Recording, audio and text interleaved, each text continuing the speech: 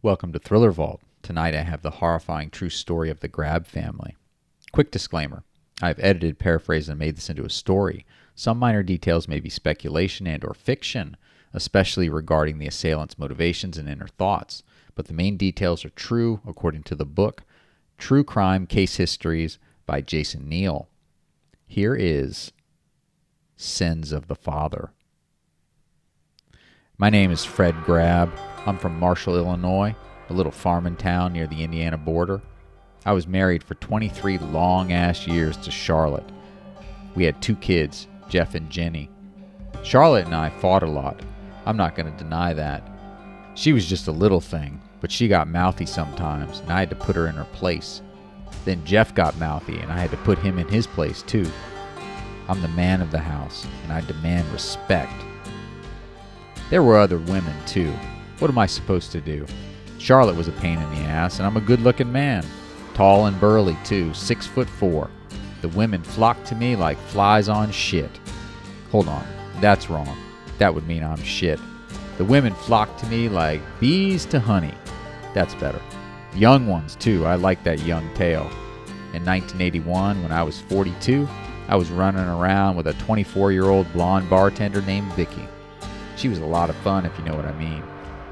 Well, the old ball and chain had enough of my activities, and she filed for divorce. I moved out of our nice house into a little cabin I had at the edge of my property. Even though Charlotte was divorcing me, I gave her the house. What more could I do? When I moved into the cabin, I took some furniture from the main house. I needed a few things to live.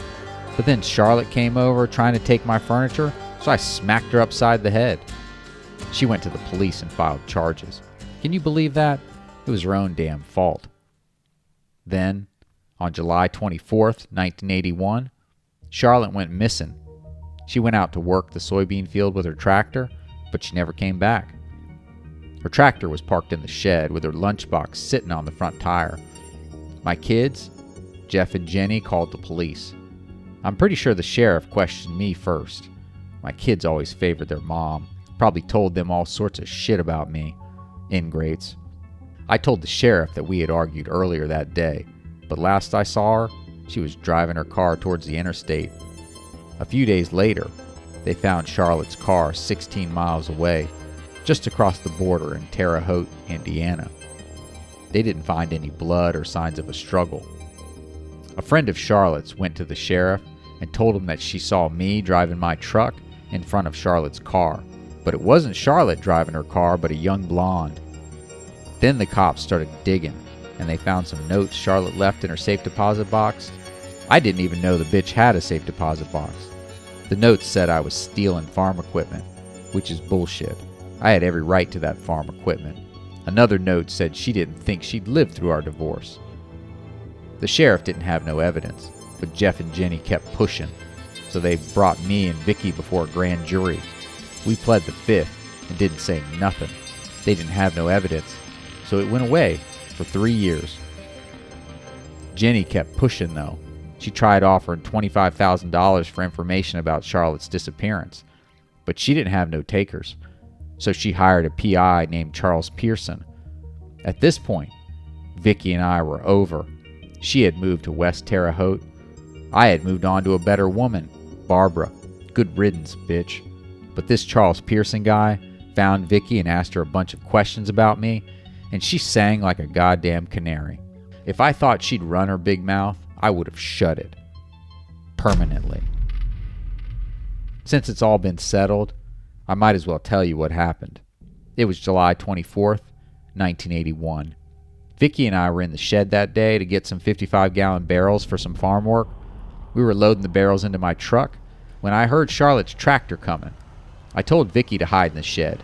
I was trying to avoid a fight, but that didn't matter. Charlotte started like she always did, and before I knew it, we were in another knockdown, drag-out fight. I was so pissed. I couldn't control myself. I snapped and I choked her until she was almost out. Then I let her suck in some air and I choked her again until she was almost out again. I did this over and over until I finally strangled her to death.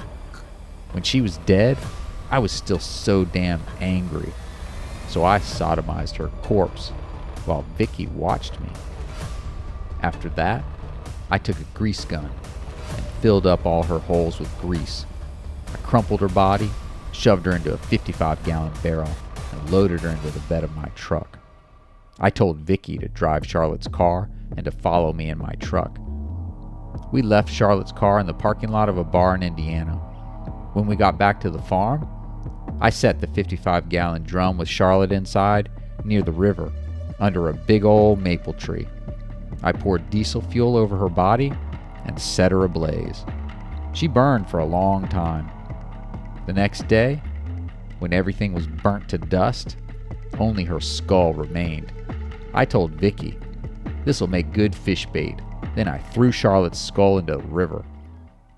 Even though Vicky told the sheriff everything, they couldn't convict me without some type of physical evidence. I was in the clear, and eventually, I would take care of Vicky too. I was shocked when they found that evidence, and the evidence was a goddamn tree. Apparently, diesel is toxic to trees. It can kill or at least stunt a tree's growth. They had this damn plant biologist and a chemist taking samples from the maple tree where we burned Charlotte, and the rings showed that the tree went under stress during that summer when I burned her. They could even tell from some fancy doohickey that it was diesel fuel that did it. That was what they needed to back up Vicky's story. I got convicted by a goddamn maple tree, sentenced to life in prison. But I wasn't planning to spend my life in prison. My girlfriend Barbara was going to bust me out of jail. Right after my conviction, I was still at the jail. That was the place to make a break for it. Barbara came down to the jail and told the deputy that she wanted to give me a love note. When the deputy opened the door, Barbara pulled a pistol and shot him in the leg. She tried, but she couldn't bust me out. They arrested her, and she got 18 years. Don't know who's going to raise her 3 kids. Not my problem. 2 months later, I was making my new home in prison, but that didn't mean I couldn't settle some scores. My family had some bad luck. My son Jeff, well, his house burned to the ground. So did the family farmhouse. That was a shame. My lawyers filed an appeal on my behalf. They thought we could get my conviction overturned on a technicality. The appeal was enough to get a second trial. I figured if I had another trial, maybe some of the bastards that testified against me the first time wouldn't show. I heard Vicky was living under a new name somewhere, but she had the balls to show, which surprised me. My son Jeff was nowhere to be found though. Even without Jeff's testimony, they convicted me a second time and sentenced me to 75 years in prison. 1 month after the trial, Jeff's body was found in California, filled with bullet holes. That was a shame too. In June of 2022, at the age of 83, I made parole. I was in prison for 37 years, but I'll die a free man. Do you think justice was served in this case? Did Fred Grabbe deserve 37 years in prison? What would have been a just sentence? Life without the possibility of parole? Execution? What about Vicky? Should she have been prosecuted for her role in the cover-up of Charlotte's murder and for not telling the police initially? Comment down below. Thank you so much for watching and listening to Thriller Vault. If you enjoyed this story, please be sure to like, share, and subscribe. I hope to see you all next week for another thriller story.